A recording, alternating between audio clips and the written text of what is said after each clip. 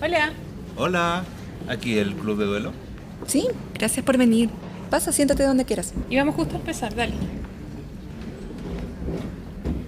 Yo opino que partamos nomás y la gente que viene en camino que se sume cuando llegue, ¿te tinca? Sí, vamos nomás.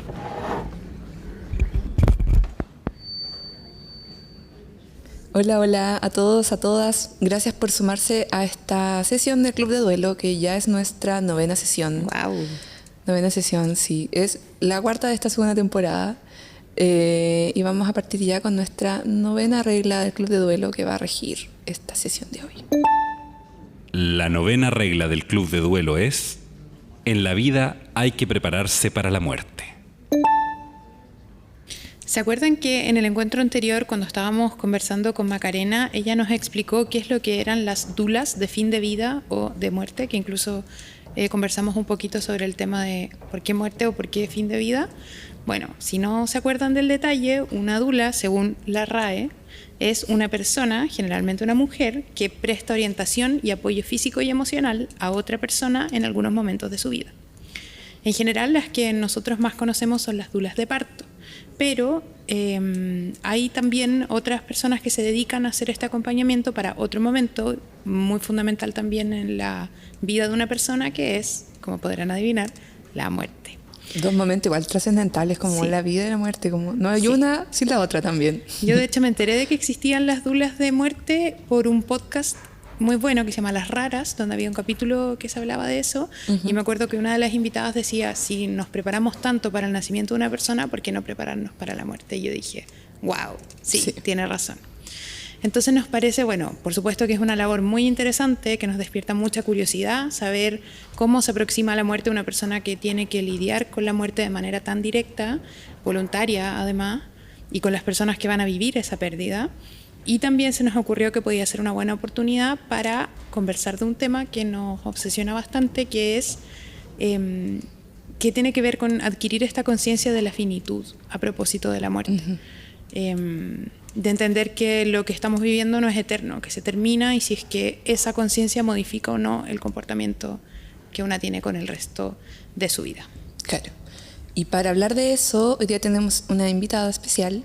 Se llama Daniela Alburquerque, es terapeuta ocupacional, académica de salud pública de la Facultad de Ciencias Médicas de la USACH y dula de fin de vida, que en este último rol se ha dedicado al acompañamiento de personas con alta dependencia, especialmente en comunidades vulnerables y marginadas.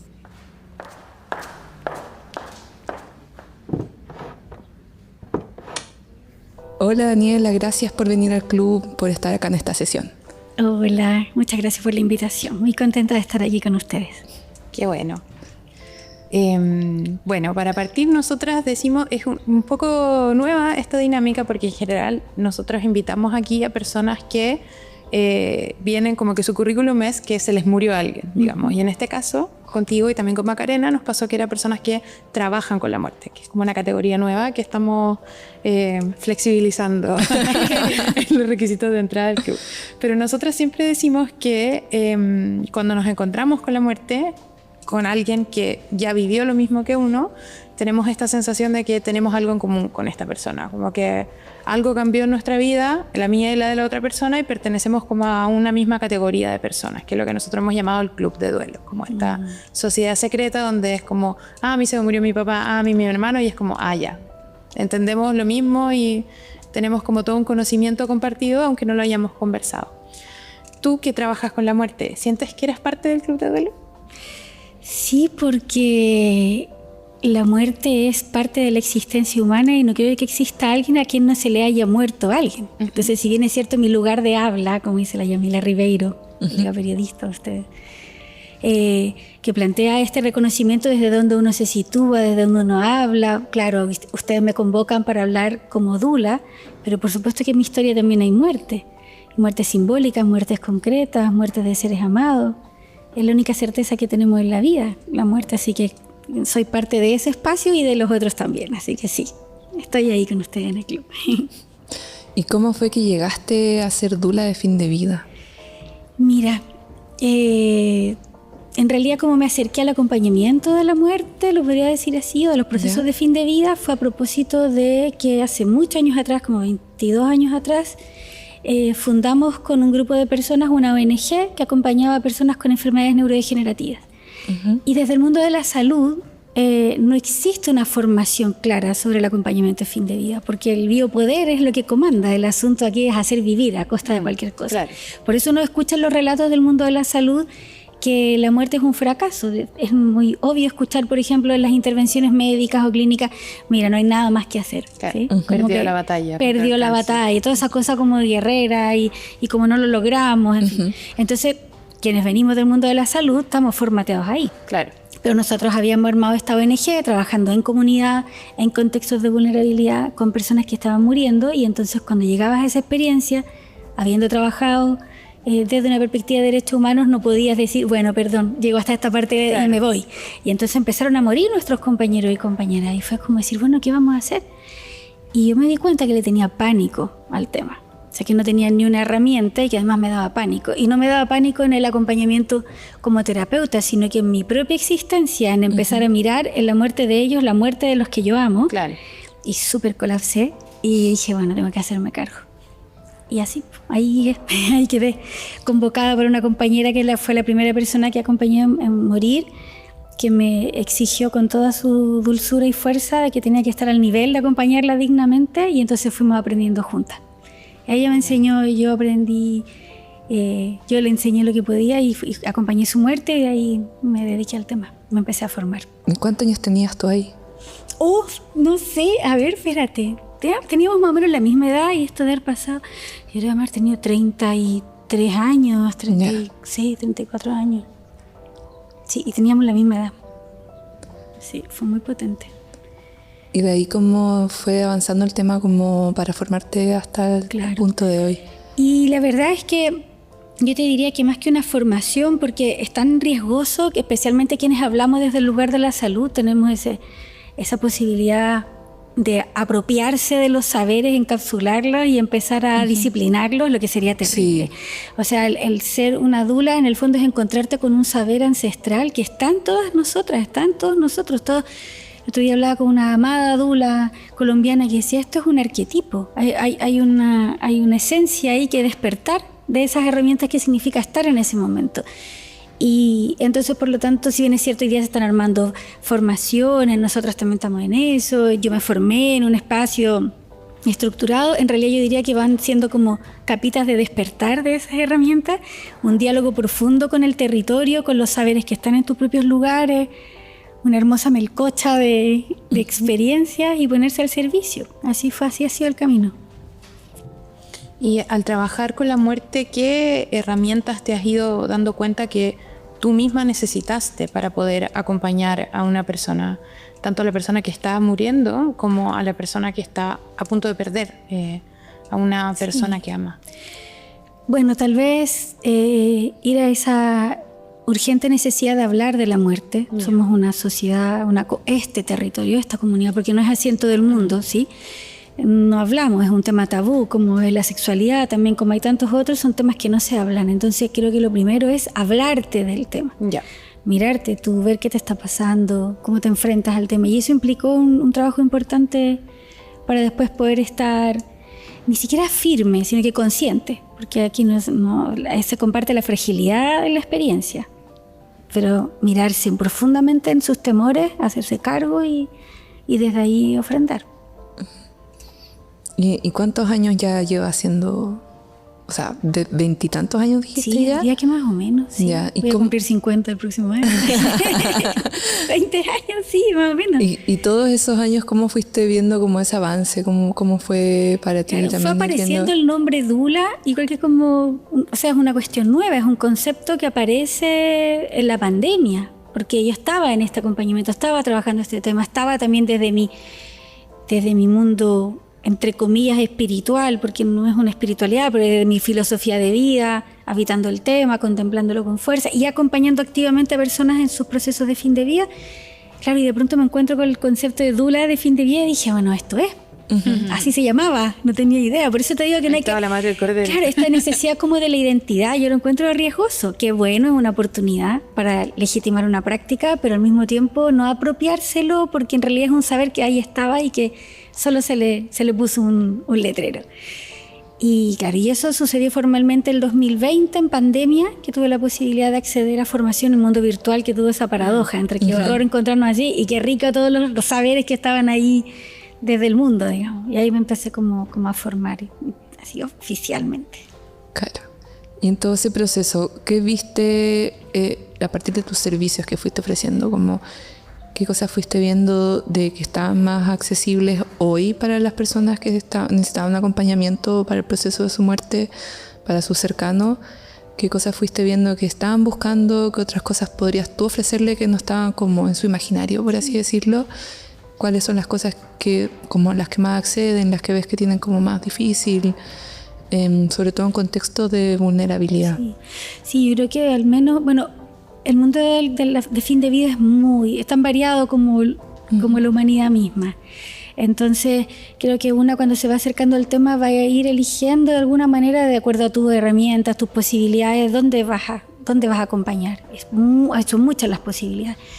Y en ese camino yo venía del mundo del trabajo, en comunidad, en calle, con comunidades entre comillas vulnerables, porque la idea de vulnerabilidad también es algo que se produce, no hay personas vulnerables, son las realidades que producen la experiencia de vulnerabilidad. Entonces, claro, yo siempre estuve ahí y me pareció que era lo lógico, porque además me resulta a rato un poco violento la romantización que se ha hecho de la muerte como...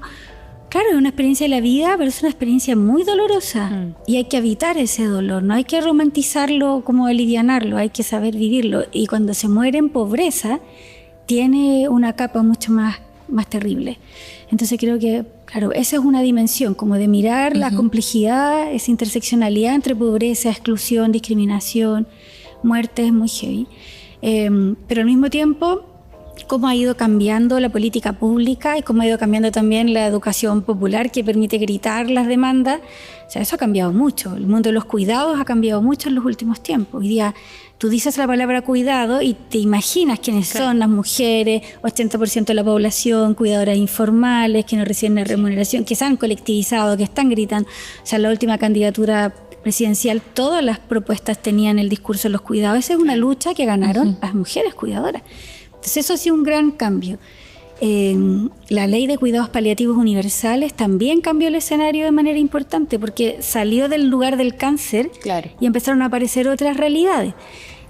Pero al mismo tiempo aparece la realidad de que una cosa es la ley, la normativa, y otra cosa es el acceso a eso, porque Chile es complejísimo y hay territorios en donde ni siquiera hay un centro de atención primaria operando, menos va a haber un equipo de paliativos, menos un hospital.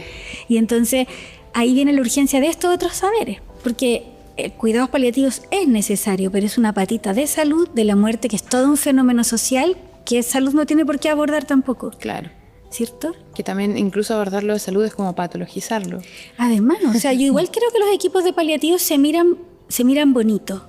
Se trabaja en ese punto, y yo creo que porque además es como el grupo más disidente dentro de la salud. Piensa que el que elige ser un paliativista se salió de la estructura, el otro especialista lo mira como abajo, entonces son personas que están resistiendo, eso es interesante. A mí me cambió mucho o sea, yo nunca había tratado con paliativos hasta que mi papá se murió, en el momento en que nos dijeron como, ya, se va a morir, que dentro de todo llegó un poco como una buena noticia, decir como, bueno, ok, a esto vamos, como que ya no...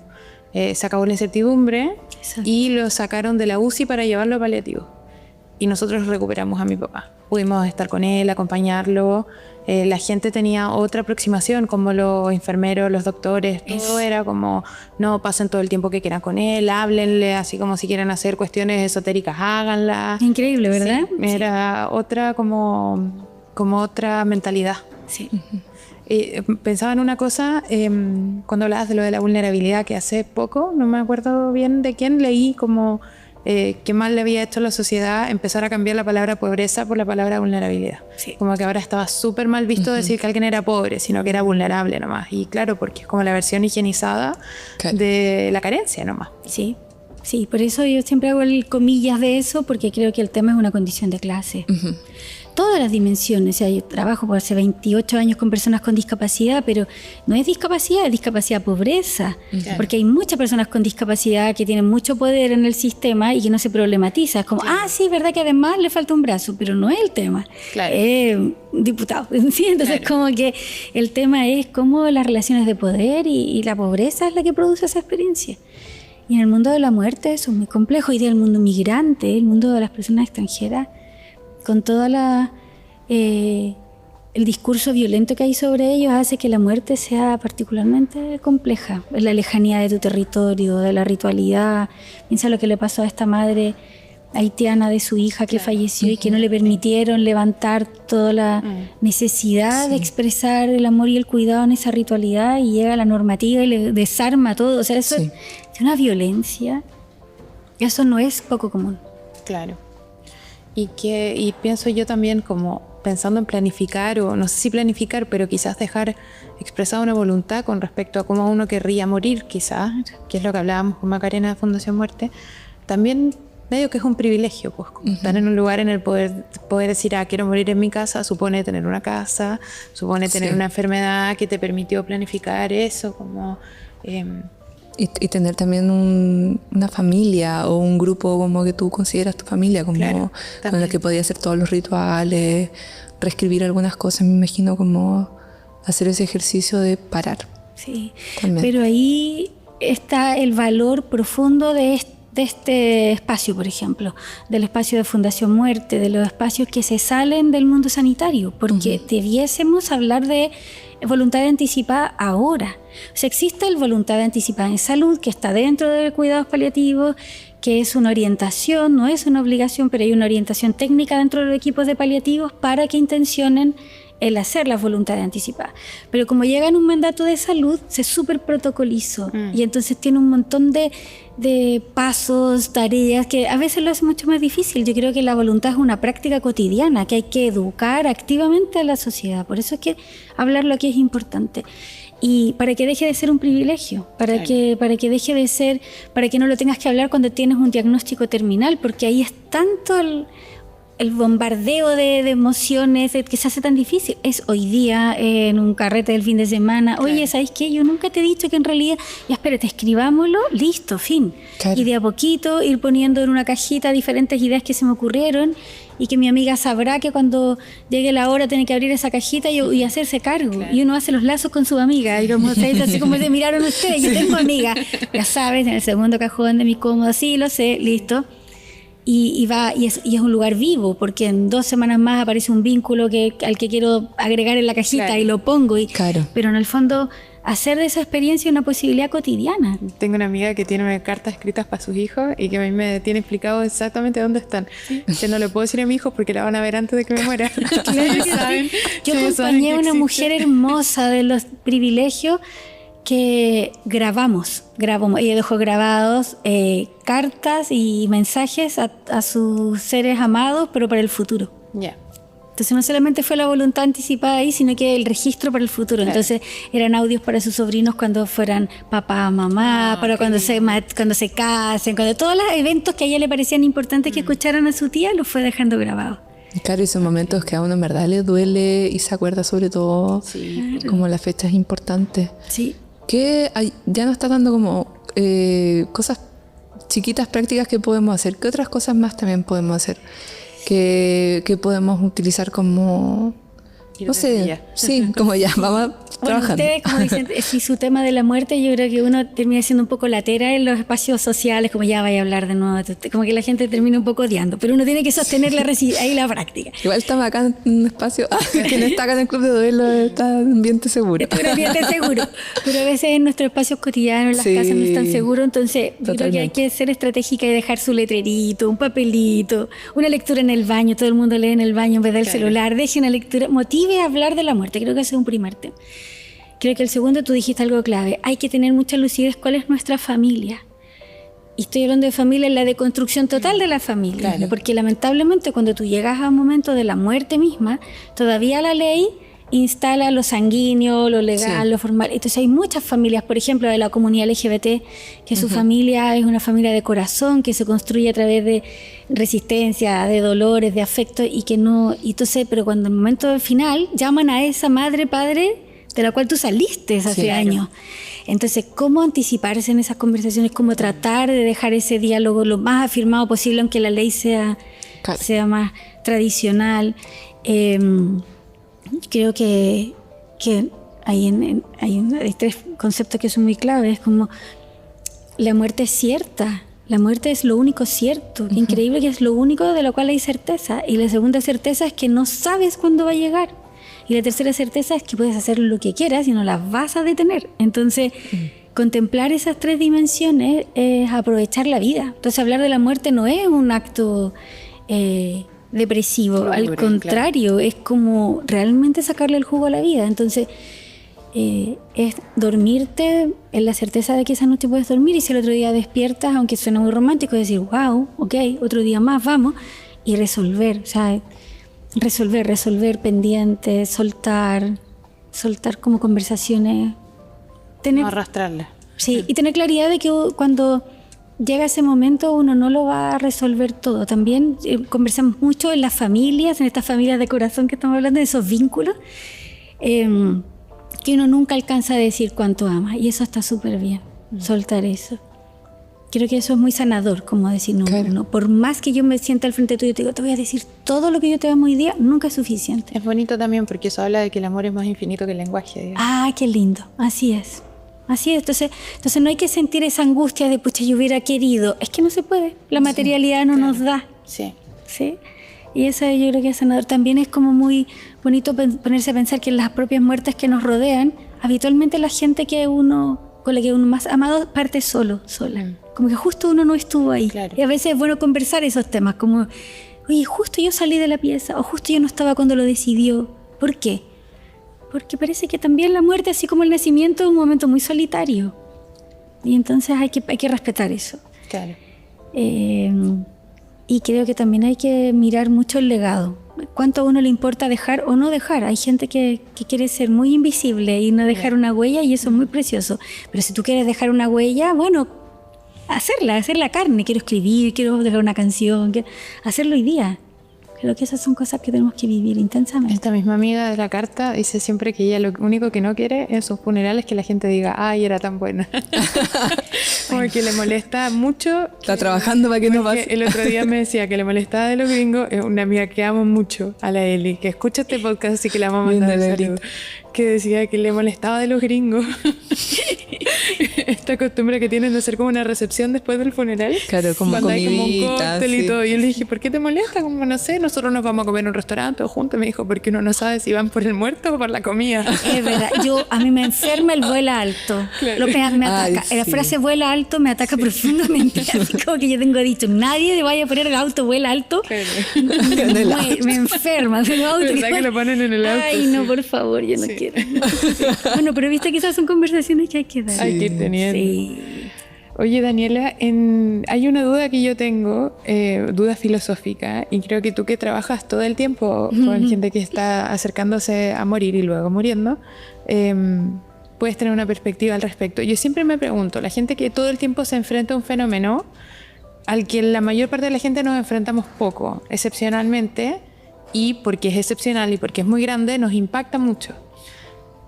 O sea, como exponerse a eso de manera periódica, digamos, o no sé si periódica, pero más frecuente, ¿le quita el impacto? Digo, ¿uno se acostumbra un poco, lo naturaliza, o nunca deja de ser una experiencia como...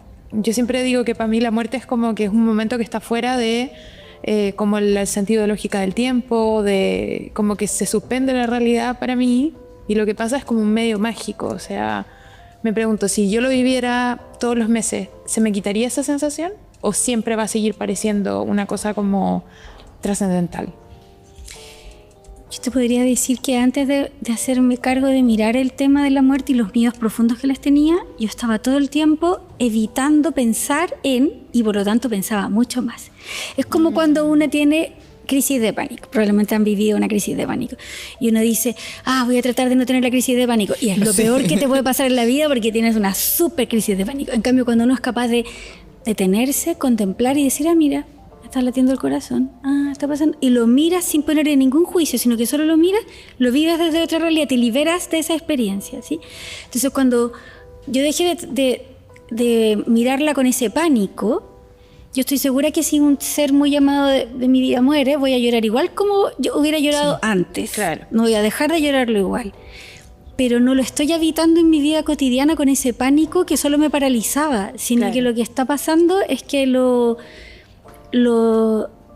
no voy a decir lo disfruto, pero soy consciente en todos los segundos. Entonces me despido de las personas pensando que tal vez es la última vez realmente. Te diría que eso es el regalo que me dejó. Estoy pensando que todo el rato puede ser la última vez. Hace un poquito hablaba con una muy amada amiga, le decía, los trabajos también son un espacio finito, vívelo como muerte. Claro. Mañana se te puede acabar el trabajo, tienes todo listo para dejarlo y para que no te desarme cuando te despidan mañana. Cuando te cierren el acceso al mail institucional. Claro, todo exacto, respaldado. tienes todo, exacto, vamos hablando de eso, decía, porque entonces tú empiezas como a tener esa conciencia de la experiencia y al contrario se hace mucho más rica. Y cuando viene el momento de esa muerte material, porque convengamos que mira tus manos, o sea, mis manos son bastante más viejas que ayer o antes de ayer, o sea, yo estoy muriendo todos los días. Y estoy tratando de ser consciente de esa muerte todos los días. Miro a mi hijo, que es un delicioso colega de ustedes, y yo digo, ¿dónde se quedó ese punto chico, crespito, bebé? Ese bebé murió. Por más que yo quisiera volver a traerlo, no existe. Existe este gigante hermoso que es otro sujeto, ¿sí? Entonces, cuando empiezas a vivir esa impermanencia de las cosas, al contrario, estás mucho más consciente en el momento de la muerte. Pero cuando mueren personas en lo físico, cuando mueren personas que yo acompaño, yo lloro un buen rato. He descubierto que me resfrío como 3 días. Me bajan las defensas, seguro. Sí. Una amiga me decía que los pulmones tienen que ver con el dolor. Yo no sabía. Entonces uno se resfría y yo digo, claro, seguro que me duele. Y ahí viene otra capa importante. Vivimos en una sociedad que evita el dolor. Claro. Y resulta que el dolor es parte de la existencia, la tristeza es parte de la existencia y no es una patología. Estar triste no es estar deprimido, es una experiencia y está súper bien. Sí, eso le decía a Maca la otra vez, que nos decía, no me acuerdo la palabra que ella usó, pero fue como que la aterrorizaba. Claro, pero era así como, yo soy una farsa porque trabajo con la muerte y en realidad me da miedo la muerte. Y es como, yo le decía, bueno, algo que le dije a mi hermana, que se está poniendo unos frenillos, no hay como evitar el dolor. Es como en todo. Por los frenillos y por la vida. Como, para lo que te tal cual. Mira, yo hoy día hablaba con unas estudiantes muy queridas que están haciendo su tesis en temas de fin de vida. Y le decía, mira, esta pregunta que tiene que ver como con el dolor, con la experiencia, ¿por qué no nos hacemos otras preguntas con otras emociones? Por ejemplo, a mí nadie me ha preguntado como académica, ¿cómo estás lidiando con la sensación de éxito de tus estudiantes? Claro. A mí me parece ultra preocupante, o sea, a mí esa emoción me parece preocupante. Salir con una sensación de éxito y logro a un mundo laboral que es súper adverso, a unas expectativas que a veces no se cumplen, a un ego sobredimensionado. Pero si nos preguntamos sobre el dolor hay que evitarlo, hay que honrarlo, hay que cuidarlo. Entonces yo no le tengo miedo a esa pena y sí, soy muy sensible a eso y lloro y me lo permito. Además pensaba que tampoco es como que lo que tú hagas o haces es como, llego como a constatar una muerte y me voy. O sea, es el proceso del acompañamiento. Claro. También es tomar una decisión voluntaria de decir, bueno, voy a entregarme yo, porque no puedo como disociarme de mi profesión, digamos. No, o sea, soy yo como persona acompañando a alguien que sé que se va a morir. O sea, es elegir como...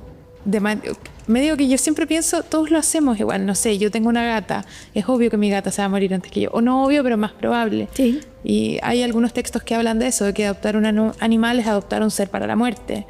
Una vez leí algo que era como casarte es anotarte para morir primero o ser viuda. Como no lo pensamos tanto porque vemos ese horizonte tan lejos, pero por tu pega el horizonte está ahí mismo. O sea, es voluntariamente adoptar un ser para la muerte, digamos. Sí. Y a veces llegas después de la muerte también. O a veces llegas cuando no se ve muy cercana a la muerte y porque alguien lo quiere conversar. Esa yo creo que es lo bonito de hablar de fin de vida. Me imagino que así lo veían la diferencia dula de la muerte o dula de fin de vida, porque es un proceso. Como te digo, también pueden ser otros duelos, como cambios de trabajo, como cambios de territorio, como cambiar de ocupaciones muy importantes, o cambios de identidad, género. Yo creo que vivimos la muerte, que parece que esta muerte física, claro, por supuesto que nos duele más porque tenemos un profundo apego a lo material y es con lo que nuestros sentidos logran percibir, entonces sentimos la ausencia, pero de repente hay mucho más, pues solo que está más allá de nuestros sentidos, no lo entendemos. Claro. También pasa que, no sé, como... uno también trata de aproximar los temas, pero muchas veces como que, bueno, es lo que decíamos recién, como que piensan que eres un poco fatalista, como, bueno, pero ¿para qué vamos a hablarlo? Sí. ¿Hay alguna forma pienso también con niños, si están involucrados, como de acercar la muerte y tenerla en el día a día, que nos permita como, no solamente en procesos como de estoy enfermo, me voy a morir, como sino que constantemente. Sí. ¿De qué manera podemos hacerlo también?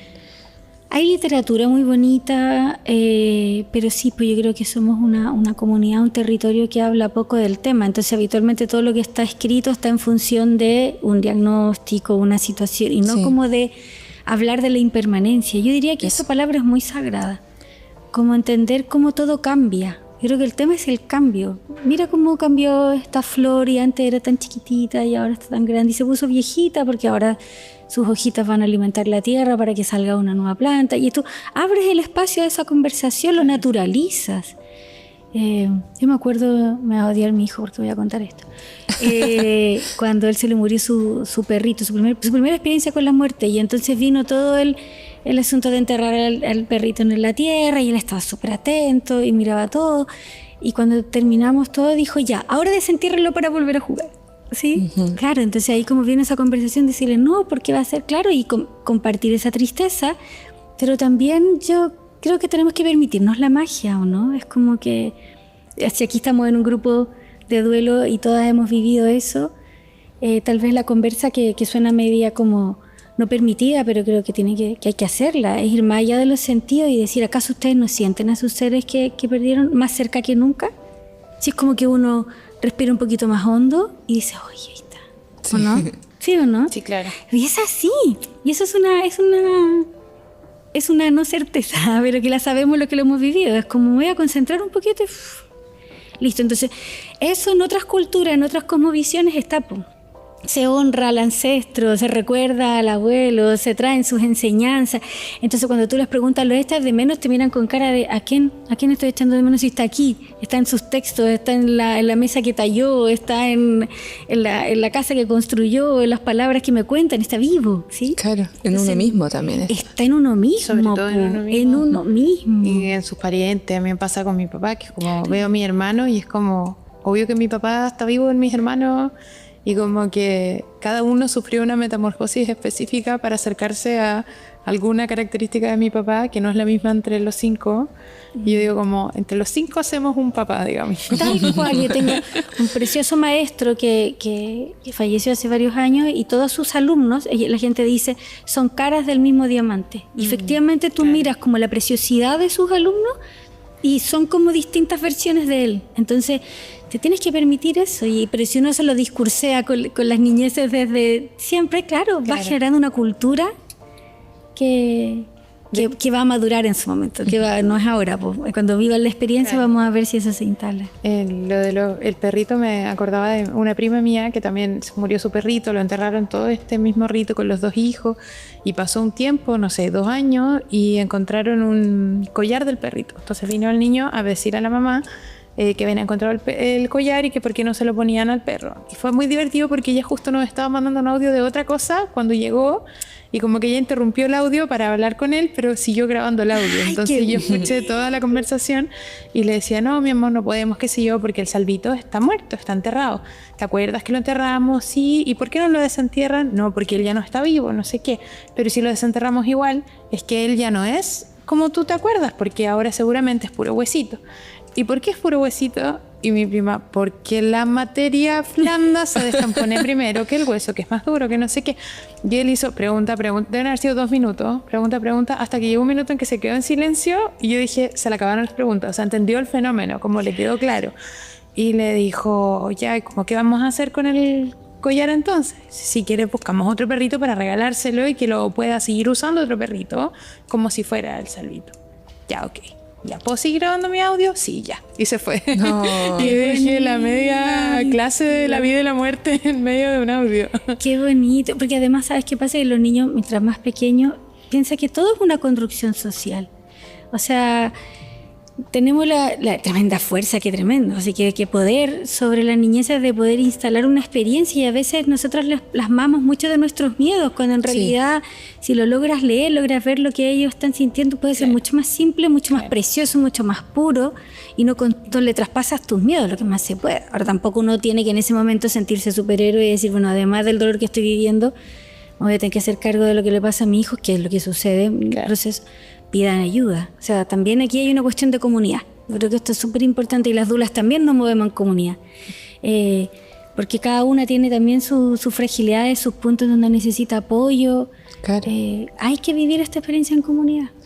Y también es importante lo que tú dijiste, como el acompañamiento de dula, no solamente tiene que ser un proceso de enfermedad, como de muerte, como que se sabe, también puede llegar después. En alguna parte de la conversación con Maca también hablamos de el proceso de mudanza también, como las cosas que quedan en la casa. Sí. O también, bueno, es que después de la muerte viene un sinfín de cosas burocráticas que al final no tiene cabeza. Muchas muertes Sí. después de la muerte. Y bueno, y la misma metamorfosis de uno, como algo muere y también tu versión de ti muere también, como... Y piensa en personas otra que vida. son cuidadoras, asistentes, familias que han cuidado por 15 años. Toda la vida se ha Sí. definido en función de esa otra persona. Entonces cuando fallece hay un vacío Sí. brutal. Y hay muchos sentimientos encontrados que también son difíciles de expresar en este mundo tan patriarcal que vivimos. Entonces como que la mujer que cuida ahí no puede sentir el alivio que realmente siente también, como decir, wow, dejé de cuidar, ¿sí? Qué difícil es evitar el alivio con el amor y con la tristeza de extrañarlo, pero al mismo tiempo con la recuperación de tu tiempo. Y con el vértigo de quién voy a ser ahora. Que Y no soy ahora esta qué hago con mi persona. tiempo. Exactamente. Entonces por un lado decir, recuperé mi tiempo, pero ¿quién soy? Perdí mis redes, perdí mis amigos, perdí mi trabajo, quedé fuera de los pulsos del trabajo, ponte tú, de la última conocimiento, ¿no? Es como... Hay un escritor español que plantea que es como salir de una situación de cárcel, privado de libertad. Claro. ¿Cómo te reconstruyes? Necesitas un proceso de inclusión, de acompañamiento para recuperar la vida cotidiana. Es súper fuerte eso. Y sí, ahí las dulas claramente tenemos un trabajo, pero es un trabajo también, ahí me sale la doble militancia, porque ese es un trabajo que suele hacerse desde la terapia ocupacional también, que es como reconstruir esa cotidianidad. Claro. Sí, un trabajo importante. Y hace un ratito mencionaste también cambios en políticas públicas. ¿Qué ves tú que está sirviendo? Vamos a hablar de un tema muy local de Chile, que está sirviendo hoy día, pero ¿hacia qué lado deberíamos estar también nosotros pidiendo, exigiendo un poco? Bueno, yo creo que Chile, por su territorio, y me imagino que otros países que nos escuchan de habla castellana, Latinoamérica, ¿cierto? Tiene el desafío de su territorio. Entonces somos en general gobiernos muy centralistas. Entonces, bueno, en Brasil no, pero digamos hay varios que cumplen con este patrón en donde hay ciertos lugares con mayor urbanización, qué sé yo, que en el fondo contienen todos los recursos y se nos olvida que es un territorio vasto, complejo, y hay muchos lugares en donde no hay acceso a cuidados paliativos, a acompañamientos en dignidad. Entonces tenemos que luchar porque los procesos, las políticas sean transversales. Eso en términos de cuidado. Creo que en la ley de cuidados, toda la lucha que ha habido histórica, que ha sobrevivido a cambios de gobierno, y el tema de los cuidados que ha trascendido a nivel latinoamericano. Hay experiencias súper potentes en Uruguay. Bueno, Brasil tiene todo un modelo de salud que le ha costado mucho que sobreviva post-Bolsonaro, recuperar. Pero así como, bueno, y hoy día Argentina en una tremenda crisis a propósito de los cuidados y de las personas con discapacidad. Sostener ese relato, la importancia de mirar a la persona que cuida, que es que no seguir en este discurso patriarcal de aplaudir a las mujeres porque son tan buenas madres, hijas, hermanas, porque el acto de cuidar requiere corresponsabilidad del Estado. Tú tienes que... Todas quieren probablemente cuidar, pero es que lo que pasa es que la gente tiene que cuidar. Sí. En Chile, el 25% del Producto Interno Bruto lo sostienen las personas que cuidan. O sea, es más que el cobre. O sea, si mañana todas las personas que cuidan se cruzan de brazos, se cae la economía chilena. Pero no lo van a hacer porque están cuidando a un ser amado, a un hijo, hija, ¿no? Entonces, hay un relato... No se pueden ir ahí. a huelga. No se pueden ir a huelga porque se muere alguien que amas. Sí. Pero eso es tremendamente perverso, porque en el fondo tienes a sujetos esclavizados por el amor y el aplauso, y entonces en noviembre, que viene la fecha de los cuidados, los municipios le dan un premio a esta mujer tan abnegada que cuida al papá y a la mamá con Alzheimer, y ese ser humano está muriendo. Entonces eso no puede ocurrir. Países que han avanzado en el tema tienen una corresponsabilidad en el cuidado, tienen residencia. Tenemos que problematizar fuertemente la idea del hogar, de la residencia, no como algo demonizado. El discurso es violento. Abandonaste a tu mamá en el hogar, ¿sí? Cuando en realidad si las respuestas residenciales están bien supervisadas, cumplen con los procesos, es una alternativa posible. Pero también en otros países donde se está hablando del tema, se están haciendo comunidades, ponte tú, amigas que ya están hoy día en la edad de ustedes conversando y decir, ya. Nosotros mismas. Sí, yo también lo estoy hablando con amigas, juntemos los dineros, entre 3, 4, con la jubilación indigna, lograremos contratar a una persona que nos cuide y entre todas. Entonces, eso implica, por ejemplo, ya en lo personal, aprender a desapegarse de su espacio físico. Hoy día las personas que están entrando a la adultez mayor y que tal vez necesiten un cuidado distinto, de los grandes dolores es, no quiero dejar mi casa, mis cosas, mi espacio. Muy complejo. Súper complejo, pero ¿y si nosotras hoy día en nuestra edad empezamos a darle menos valor a ese espacio? Cuando llegue el momento, agarras tu bolsito y te vas donde sea y eres libre. Sí, pero eso es un cambio cultural, de que todos los chiches, los adornos, las cosas que llevamos, las fotos, suelta. Aprendamos a soltar para que nos podamos mover con más libertad. Son cambios culturales. Diría también, a propósito de la normativa y de lo que está pasando en Chile, yo tengo mucha preocupación por la ley de eutanasia y les voy a contar por qué. Yo trabajo como doula y como académica y en temas de derechos humanos, por supuesto, resguardando la autodeterminación, la autonomía, me parece que es fundamental. Pero tenemos una romantización de ese momento de fin de vida como si fuera una crisis más bien existencial, de esta experiencia de sentir que estoy perdiendo lo que yo quería hacer. Pero la verdad es que las personas en Chile, la mayoría, al menos las que me ha tocado acompañar y lo que dialogo mucho con mis compañeras, cuando aparece el tema de eutanasia es por pobreza. O sea, cuando tú les preguntas ¿por qué quieres pensar en eutanasia? No quiero seguir gastando la plata. Estoy empobreciendo a mi familia, estoy matando a la gente que me está cuidando, tengo dolor porque nunca me llega el acceso al tratamiento, estoy cansado de estar sufriendo tanto. Sí, entonces no es ese sufrimiento existencial, es una cuestión concreta de pobreza, es material. Entonces a mí me parece que si no aseguramos un cuidado digno, la eutanasia es necropolítica, porque en el fondo el que se muere es el pobre. Y a mí eso me da mucho miedo. Entonces siento que lo estamos normando desde un lugar del privilegio, en donde yo estoy, claro, contemplando desde mi departamento el mar y digo, esta vida perdió sentido. Pero eso no es lo que le pasa a la gente. Claro. Entonces a mí eso me tiene muy preocupada. Creo que ahora, pero también pienso que nos va a pasar como estoy en un escrito a propósito de eso, como los países que hablan de la paz son los países que tienen bomba atómica. ¿Sí? Tienen solo empiezan a hablar de la paz cuando tienen la amenaza. Entonces, en Chile existen muchos recursos, ¿sí? Existe la sedación paliativa, existe la adecuación terapéutica, no se ocupan esos recursos. Tal vez cuando esté la eutanasia se van a acordar que están todos esos otros recursos disponibles que hoy día pueden hacer un acompañamiento en dignidad. Entonces, creo que a todo eso hay que mirarlo. Super. Hay que, ¿cómo se llama? Caminar y mascar chicle.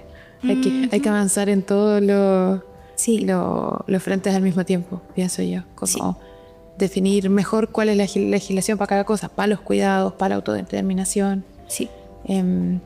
Había algo que no, lo has mencionado, pero específicamente tú en tu contacto con las personas con las que trabajas y las que acompañas, y sobre todo pienso las personas que saben que a alguien se les va a morir. ¿Tú crees que la aparición de esa certeza de la muerte cambia la aproximación con la vida de las personas que están atravesándolo?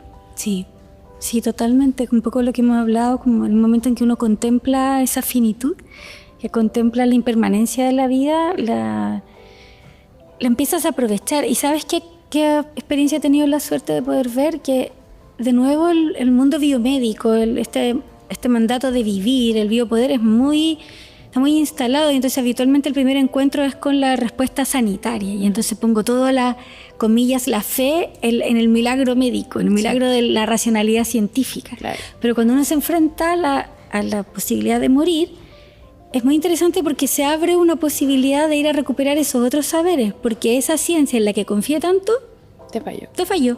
Y está bien, porque en realidad siempre ha estado ese otro saber. Lo que pasa es que es un saber subalterno. La ciencia se comió todas las otras visiones de mundo. Ese es el gran drama del proyecto moderno, digamos. Llega ese poder de una forma de una realidad y invisibiliza muchas otras formas. Y cuando uno está en ese momento de la muerte, empiezas al rescate de la hierba, el amor, la ritualidad, los cierres de proceso, la vida más consciente. Empiezan a aparecer otros saberes que son tremendamente potentes y que los habías dejado siempre de lado porque creíste en la productividad, en la eficiencia, en la competitividad, en la ciencia, ¿sí? Sí, creo que eso pasa. Empiezan a emerger esas cosas que estaban ahí ocultas. Y en tu caso personal, ¿cómo empezaste también a manejar la muerte en tu familia, por ejemplo? Porque me imagino que no es como un tema que lo estuvieran hablando en tu familia como núcleo, como mamá, papá, etcétera, hermanos.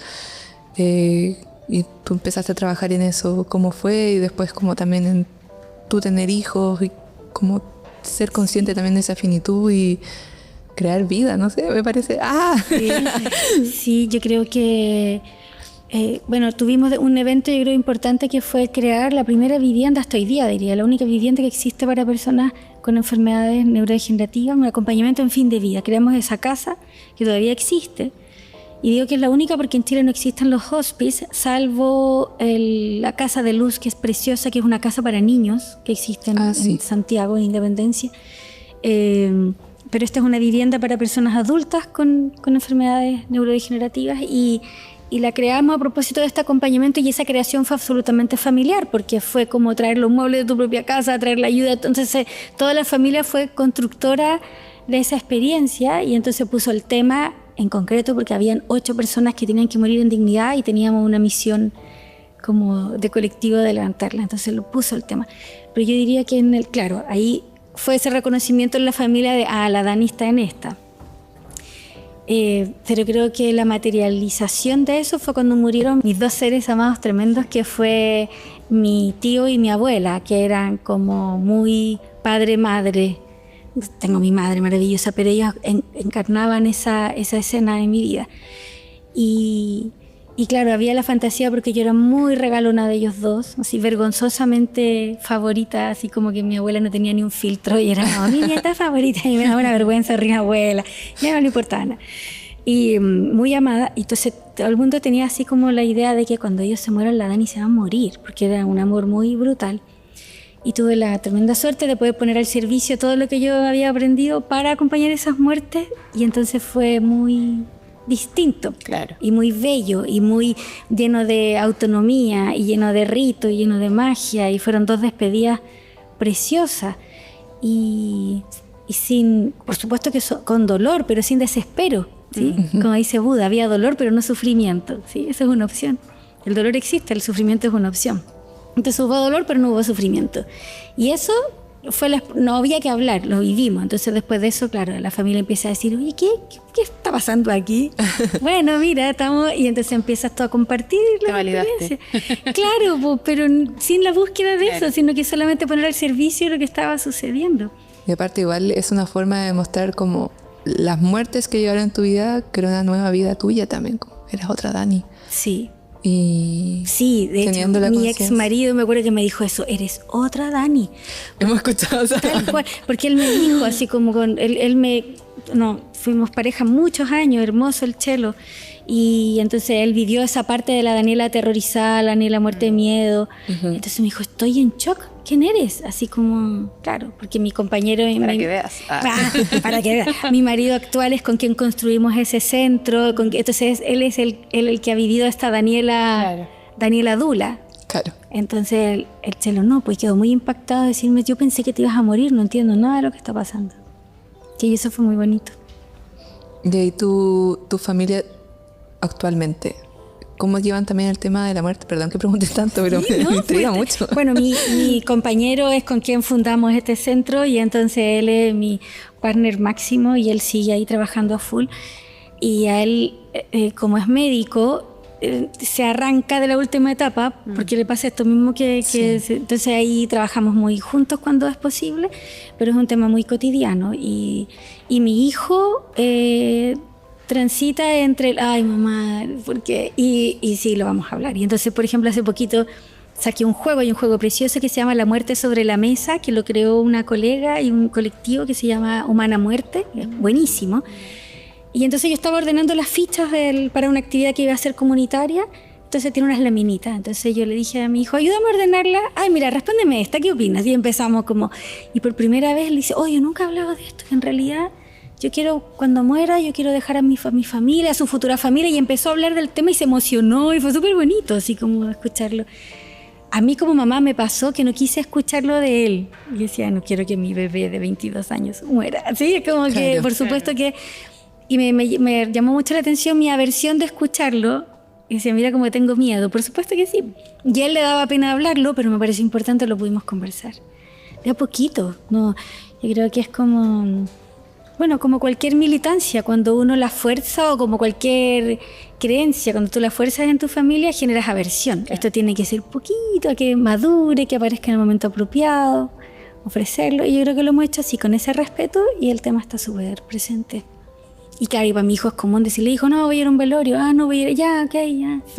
Sí, fue como parte de la conversa. De la cotidianidad. Así es. Oye, Daniela, ¿y hay algo en lo que tú busques refugio para ti por el rol que cumples y el trabajo al que te expones? Sí, bueno, yo soy budista y ese es mi refugio máximo. Yeah. Total y absolutamente. En la vida, no solo en la muerte. Yeah. y porque el budismo es tiene un relato constante de esto que hablamos de la impermanencia, de mirar los fenómenos desde otro lugar. Entonces, toda una impronta que permite acercarse al tema con un montón de herramientas. Mis profesoras son maravillosas y me procuro estar en esa sintonía y dedicarle mucho tiempo. Pero al mismo tiempo, claro, de nuevo occidentalizamos la idea como que fuera una religión, ¿sí? Y el budismo no es una religión, es una concepción de mundo, más que una filosofía. Es algo difícil de conceptualizar porque no tenemos la posibilidad desde este mundo occidental de entenderlo. Pero lo digo porque cuando me ha tocado la suerte de acompañar a personas desde algunas religiones, uno se pone en total disposición. Ponte tú, el mundo evangélico es tremendo, tiene una cantidad de herramientas. Aparece el pastor, la pastora, que tienen toda una fuerza territorial y mueven al mundo y organizan todo y aparece mucha magia y hay distintos recursos en todas esas religiones. Pero yo en mi fuero interno estoy como muy abrazada de esta impermanencia, de los fenómenos, de esta vacuidad y de estas otras formas de entender. Sí, ese es mi gran refugio. Bueno, Dani, muchas gracias por venir hoy día a esta sesión. Gracias también por todas las recomendaciones, incluso del juego. Yo creo que vamos a dejar ahí anotadito. Sí, para sacar como casualmente, o se te cae una ficha, hoy me recoges la ficha. Así es. ¿Me la lees? ¿Cómo se le como dejar los mensajes en el baño? Pongan el sticker en el baño. Vamos a hacer un fanzine y lo voy a bajar en el baño para en vez de leer el celular o los frascos del champú, le voy a leer cosas sobre la muerte. Claro, ponga el tema. Lectura liviana para el baño. Sí. Muchas gracias. No, gracias a ustedes. Sostengan esto, que es vital. Es vital para la muerte.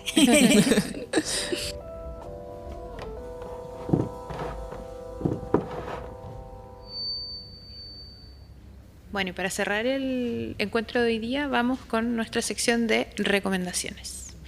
Y mi primera recomendación hoy día es un libro que se llama Trapiche, de Soledad Acevedo, que fue editado por Provincianos Editores. Trapiche es un libro de poemas que lo que hace es volver a la infancia de Soledad, que ocurre en la región del Maule, y a todo lo que implicaba la minería artesanal del oro, que era como la ocupación que tenía su familia. El libro también funciona como una declaración de amor a su papá, que fue la persona que le acompañó en todo el proceso de escritura y que no falleció antes de poder ver publicado el libro. Y bueno, con Sol nos conocimos en un club de manualidades y además de que compartimos el hecho de que tenemos nombres de palabra, digamos, consuelo y soledad. Claro, concepto. Claro, con significado semántico. Las dos fuimos muy regalonas de nuestros papás y ellos fueron los que nos acercaron a la escritura sobre oficios. Así que aprovecho de mandarle un saludo muy cariñoso a la Sol, que es parte del club, y les recomiendo totalmente su libro. Y mi otra recomendación es, más que a un libro, es a una autora que tiene 2 libros que me parece que se entrelazan entre sí. La autora es Romina Paula, es una autora argentina muy buena, que a mí me encanta su manera de escribir. Y su primer libro es Agosto, es un libro donde la protagonista vuelve al sur de Argentina para conmemorar los 5 años de la muerte de su mejor amiga, que no se entiende muy bien qué fue lo que pasó, pero se entiende que fue trágico y sorpresivo. Y en este viaje ella vuelve a quedarse en la casa de los papás de su amiga, duerme en la pieza de su amiga con su gata, usa su ropa, revisa sus recuerdos, como que medio que viaja en el tiempo para ir a esta ceremonia. Y en el libro la narradora le habla directamente a la amiga, ella es su interlocutora, por el sencillo hecho de que la amiga es la única que puede entender realmente lo que significa para ella volver a la ciudad, volver a encontrarse con la gente de allá, con las amigas, con los amores, etcétera.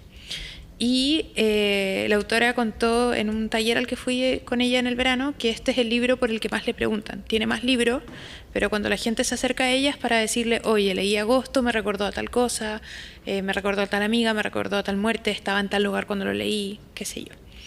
Y bueno, relacionado o no, Romina Paula vivió la muerte de su hermana. Eso es algo que ella cuenta en otro libro que se llama Otra cosa es permanecer, que es un libro de columnas, y lo cuenta específicamente en una columna que se llama Mi amiga poeta. La protagonista de esa columna es una amiga que efectivamente es poeta, aunque se convierte en poeta más adelante, y con la que jugaban a encajar piezas de puzzle a la fuerza, digamos. Este es un extracto de esa columna. Siempre soy yo la que va a Capital, hasta que un buen día ella se toma el tren o el colectivo, no sé qué será, y llega a la casa familiar y conoce a mi mamá y conoce a mi papá, y se entera por los portarretratos con fotos familiares que había un miembro más, una hermana que omití, que no mencioné, en meses de amistad, que venía de morir, hacía 2 años nomás, y la amiga que me salva que no da crédito. Me mira y aunque no le encajen las piezas, no es a los golpes que las va a hacer encajar esta vez. Descubren mi madre y mi padre a 2 personas decentes y cariñosas, y eso le cambia la mirada sobre mí. La orate que omitió el duelo, que omitió la amabilidad. La amiga que me salva me devuelve a mi familia en ese momento, de alguna manera. Me dice, mira, me parece que son buenos y te quieren y te tratan bien, y mira, me parece que se murió tu hermana y no lo estás pudiendo contar. Mi amiga, que es poeta y que siempre lo fue, aun cuando hacía otras cosas, me salva y me devuelve a mi familia cuando me devuelve la posibilidad, o la necesidad más bien, de decir, de contar. Bueno, algo de ese vacío impregna esta narración clara y bella de Agosto, que tiene que ver con la complicidad, el amor y la memoria. Incluso cuando estabas hablando de Agosto, yo me llevé ese libro para leerlo cuando me fui de viaje para Brasil, y lo estaba intercalando con otros libros. Pero me acuerdo perfecto, como de estar esos días que llovió un montón cuando llegué, y estar ahí escuchando la lluvia afuera, los sapos, y estar leyendo y como pensando en ti como amiga. Leí hasta tal parte como me encanta. Es una oda sí. muy linda a la amistad. Yo me lo leí prestado de otra amiga con sus subrayados, así que sentía que estaba leyendo 2 libros al mismo tiempo. Recomiendo leerlo entre amigas. Sí, que una amiga te lo recomiende. Sí. Si no, en este caso somos nosotros. Exacto, somos tus amigas. Sí.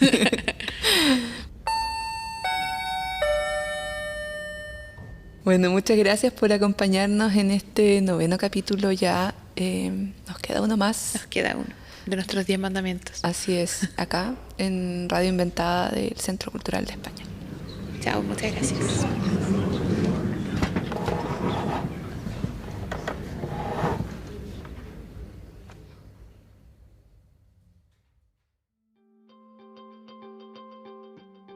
Esta producción sonora fue realizada en los estudios de Radio Inventada del Centro Cultural de España en Santiago. Las opiniones vertidas en este programa son de exclusiva responsabilidad de quienes las emiten y no representan necesariamente el pensamiento de Radio Inventada o el Centro Cultural de España en Santiago. Editor general de Radio Inventada, Joaquín Jiménez Salvador. Postproductor, Fabián Flores Corbalán. Todos los derechos reservados.